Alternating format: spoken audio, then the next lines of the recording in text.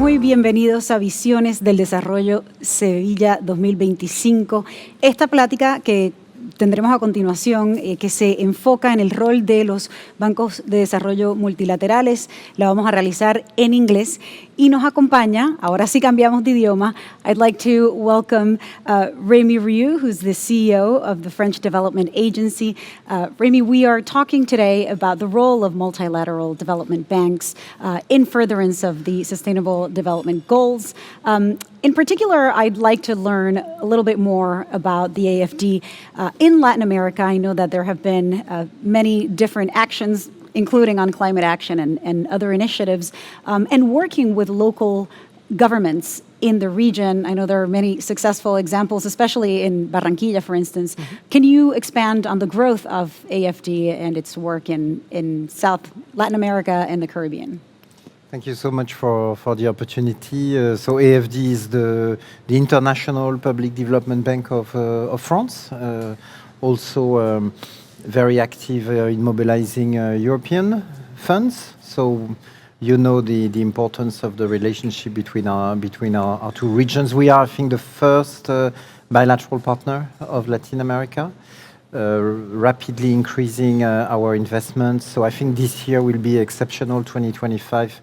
We're expecting more than 3 billion euro investment in your region, and maybe yes, the characteristic of AFD financing is we said non-sovereign first, which means of course we can work with governments, but we think that the priority should go to other actors in your societies and economy. So yes, Barranquilla, we try to finance directly without the sovereign guarantee municipalities. They're so important to provide basic infrastructure. We, of course, out of this 3 billion, 1 billion will be for the private sector through our subsidiary ProParco. Mm-hmm. And we also believe if properly governed, managed in state-owned enterprises, and of course CAF hosting, and we are very close with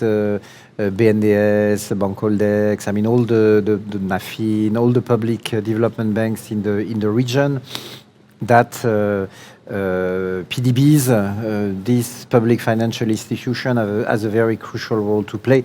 Actually, their role is very strongly, nicely phrased in the Compromiso de Sevilla that we will agree here for the FFD4 conference. I wonder if you can expand on what the FIC is, the Finance in Common, mm-hmm. And its role in national development banking in the region. Very simple idea from the IDFC club. Mm-hmm. CAF is a member of. We had a very simple idea back in 2020, which is to just to invite all these public financial institutions, public development banks, and better understand, regulate, mobilize, incentivize their specific role in financial systems. So they're not government, but they're public, which is, of course, they have part of the talisman, let's say. They are about financial engineering, so they can optimize public resources.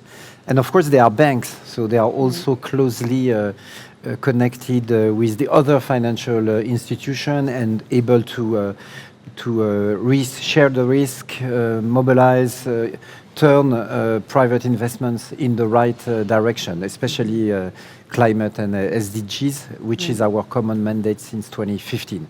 And 2015, the Paris Agreement, the SDGs, the Addis Abeba Action Plan now, the Seville platform is really our common mandate, and it helped understand that there are 536 public development banks in the world. So of course, international global platforms like the World Bank or IDB are important, but there are also regional institutions like CAF, and also the bulk of it is at national level. Of course, see Brazil. I mentioned BNDES, but you also have BDMG, all the network, very capillary of public financial institutions within the federation. you're talking about Brazil, and what comes to mind is one of the more important in this topic events or summits that's going to happen in the region is going to be COP30 in Brazil this year. There's also in the region in Santa Marta, the EU Select Summit. And of course, thinking that France is presiding the G7 this year, how do you see multilateralism in a time that there's also so much political turmoil?